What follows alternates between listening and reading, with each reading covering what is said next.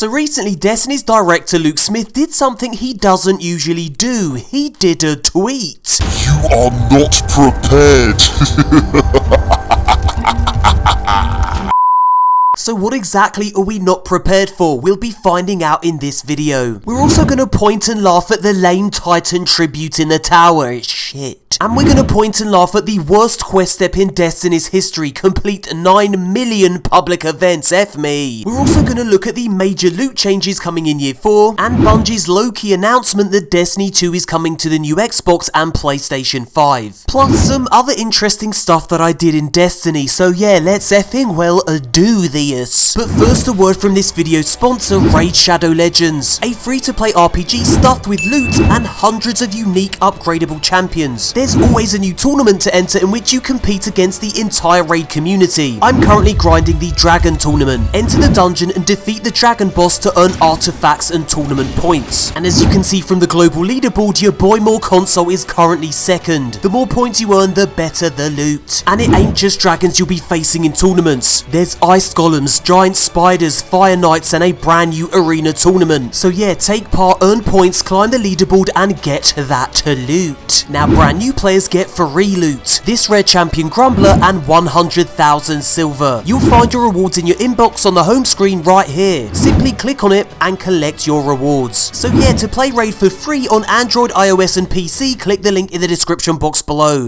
So then Luke Smith's "You Are Not Prepared" tweet was in response to Destiny streamer Gathalion, who said, "Springtime vacation from Destiny content always makes the summer fall return that much better. Ready for what's next in PvE." Now, Season of the Worthy has been, well, it's been one of Destiny's worst seasons to date. Season 11 and the fall expansion will focus on the invasion of Destiny's most ominous threat, the pyramid ships. Something Bungie has been teasing for literally years. So yeah, while Luke Smith's tweet doesn't give much away, it at least implies that Bungie is cooking up something big. If Season 10 is the slow burning build up, then Season 11 and the fall expansion will be the climactic payoff, or at least I hope so. And this brings me on to Bungie's latest blog post, in which they detail the changes to how we'll acquire loot in year 4. Now listen up, cause this is good stuff. I think we can all agree that Eververse sucks balls. There's far too many awesome exotics locked behind a paywall. Players want to earn their loot in game, not purchase it from a vendor. So in year 4, Bungie is finally loosening Eververse's vice-like grip on our exotic ships, emotes and sparrows. Many Eververse items will be taken away from test and placed in the game for you to earn. In Season 11, Bungie is removing the Eververse armor set from the store and making it a reward from an in-game activity. In Season 12, Bungie will remove all the seasonal exotic ghost shell ships and sparrows from Eververse and again make them in-game rewards. And legendary weapon ornaments will also be taken away from test for you to earn in-game, so yeah, good stuff. Even Destiny's core activities, Strikes, Gambit and Crucible, will each get a new set of armor for you to earn every year starting in Season 11. And from Season 12 onward, the ritual weapon can be earned from playing your preferred core playlist. So if you prefer Crucible over Gambit, go grind Crucible. However, the new ritual weapon will also have 3 skins to unlock, one from each playlist, so yeah, if you want to collect them all, then you'll need to complete the required objectives in Strikes, Gambit and Crucible. In short, year 4 will have way more loot for you to earn in game. You'll be spending less time queuing at Eververse and more time grinding activities. Plus, year 4 armor will at last allow us to use all unlocked armor ornaments. And finally on this subject, Bungie's going to make it easier for players who only use one character to earn Bright Dust. These are all welcome changes for sure, and I gotta say they make me that little bit more hyped for Season 11 and the fall expansion. Okay, now let's take a brief moment to laugh at the Guardian Games Titan tribute in the tower.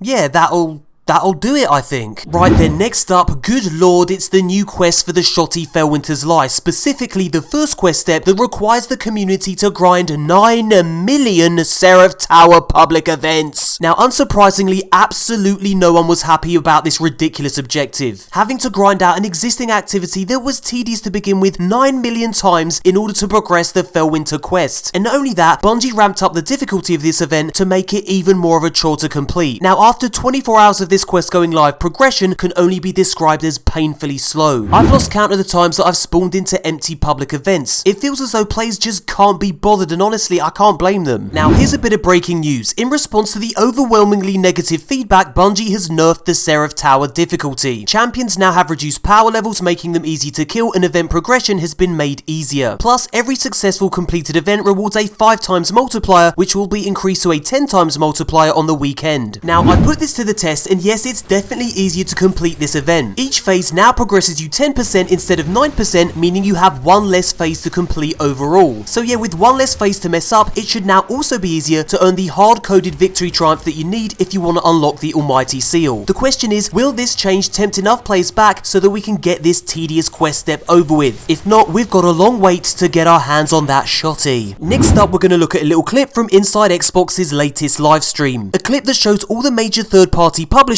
developing games for the next Xbox. And looky here, we have good old Bungo. Now, this little reveal prompted Bungie to make a few low-key announcements on Twitter. Bungie's main account tweeted this: Destiny 2 will be on next-gen platforms, more details to come. And Destiny's community manager DMG tweeted this: cheers to Xbox for the show today, lots of awesome stuff coming. Been seeing some folks ask about Bungie being on the roster. We're excited for our community to play Destiny 2 on next-gen platforms, more details to come. So yeah, Destiny 2 confirmed for the new Xbox and PlayStation 5. The real question though is, will Destiny 2 be optimized for these next-gen consoles? And if so, what does that mean? Well, it could mean at least 60 frames per second, faster menu load times, enhanced visuals, a field of view slider, and for all you long-suffering PlayStation 4 players, no more effing copying time when updating. Now, the gameplay you see here is a tech demo for the new Unreal Engine 5 running on PlayStation 5, and yeah, it looks lovely. Check it out.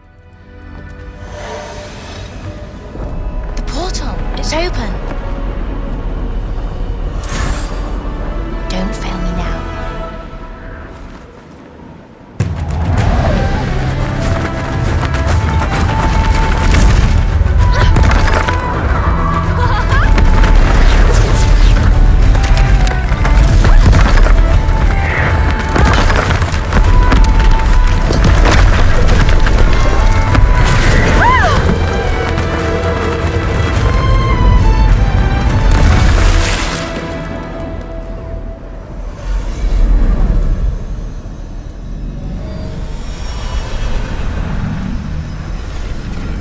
Time to see what's next.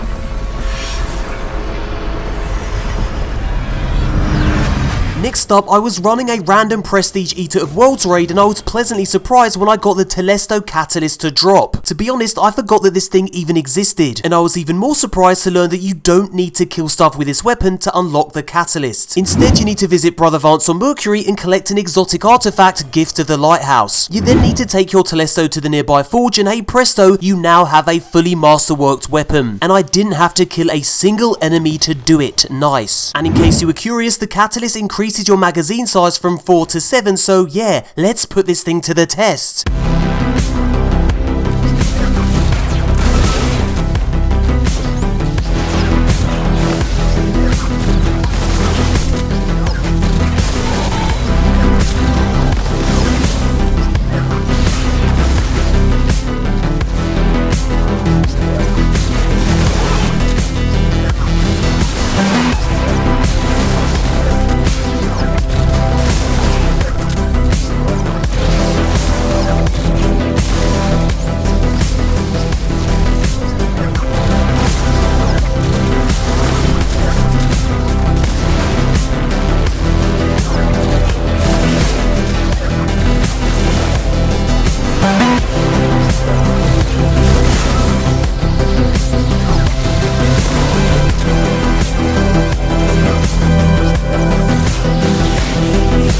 Right then, I'm going to close this video out by collecting my Twitch Prime loot bundle. All I gotta do now is go and visit Amanda Holiday. Hold on, before we visit Amanda Holiday, I just need to laugh at that tribute again.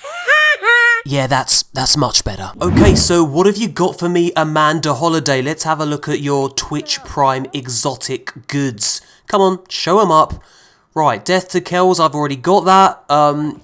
I actually do need the star map shell. That's something I actually haven't got, so that's good. And I believe I do need that, even though I'm never gonna use it. Now, I also got this toasted marshmallow emote from that particular loot drop too, so I'm just gonna warm it up on the sparks here and have a little munch. There you go. You deserve it. After all that hard work with Telesto, well done you. So yeah guys, that brings us to the end of the video. If you liked it, you can show your appreciation by giving it a little like. It really does help the video get seen by more people, so go on, tickle YouTube's filthy algorithm and help your boy out with a like. Also, watch this video that's just appeared on screen. It details how Bungie is changing up bounties in future content. It's well worth a watch if you haven't already done so. I hope you're all well and we'll speak again very soon. See ya.